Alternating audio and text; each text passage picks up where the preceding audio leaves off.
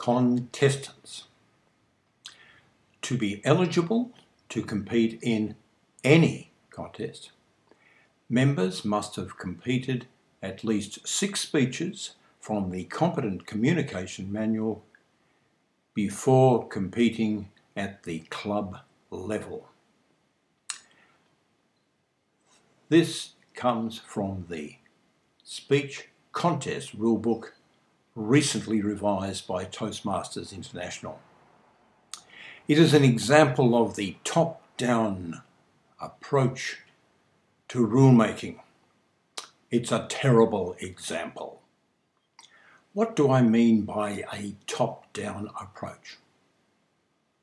All organisations have to produce rules, and from time to time they need to revise them in the light of changed circumstances. There's nothing wrong with the principle of changing rules. But how do you go about it? The top-down approach takes this line: we run this organisation, we will work it out at head office, and we will tell the members what they have to do. That's the top-down approach. In the speech, I'm going to deal with that top-down approach from World Headquarters. Secondly, I'm going to give you a terrible example in Australian politics, where early this year the federal Labor government introduced a mining tax, the super tax as it was called, in a top-down way, and suffered the consequences. And thirdly, I'm going to suggest ways in which at the club level we can use a much better method than the top-down approach. So, the Toastmasters approach for the speech contest rules, the federal government's disaster with the mining resources tax, and how we can do it well at the Toastmaster club level. The new rules for speech contests come into effect on the 1st of January next year, 2011. Up to the present time, it's only been the international speech contest which requires contestants to have completed at least 6 speeches before they enter at the club level. This means that the other 3 contests, the table topics, the humorous speech and evaluation, allow a club to encourage newer members to have a go, to get the experience of being in a contest and see how it works out. That's a good thing.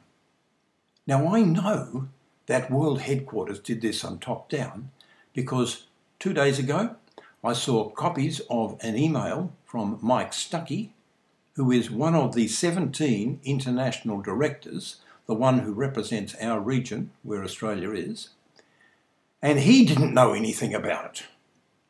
He's very upset at it, and he sent a protest to them. Bruce Hill, our District 73 governor, he's added his protest to World Headquarters. And Mark Richards, our Lieutenant Governor Education and Training in WA, has supported both Bruce and Mike. That's the way they did it.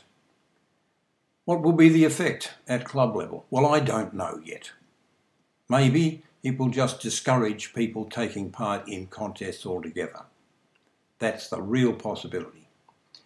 This is a terrible example of the organisation knowing better than the members as to what the members want. What should have been done? It should have been, first of all, consulted. They should first of all have consulted with first the directors and then district governors, who could have consulted amongst members in their districts and given feedback and suggestions. But no, they knew best. A terrible example of top-down. Australian voters know what the federal Labor government did. It introduced a mining tax without first consulting with the miners. And how do you think the miners responded? They spent millions on a bitterly hostile attack on the federal government. And when it came to the election, just a few weeks ago, the federal government lost an enormous number of seats and almost lost power. They're now dependent upon 3 independents to stay in power. That's what happened to the federal Labor government. How should we change rule changes when they're required in our club? We certainly shouldn't use a top-down approach.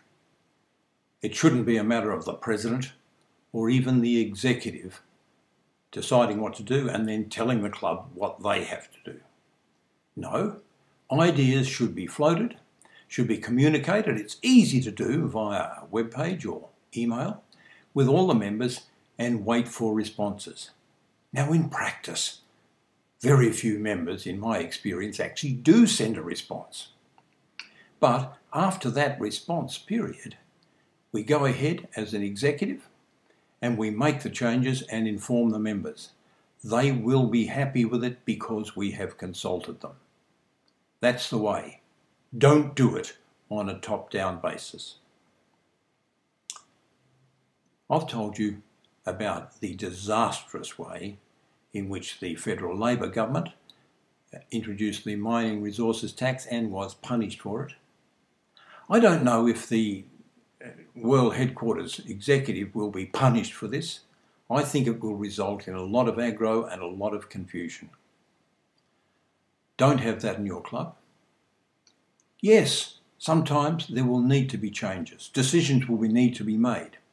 But the best way is to put out information on why there's a need for it and a suggested approach as to how the rules need to be changed. Wait for the feedback. Don't be too disappointed when very little comes. And then inform the members of the decision that's been made. Use this bottom-up approach and there will not be aggro and confusion in your Toastmasters club.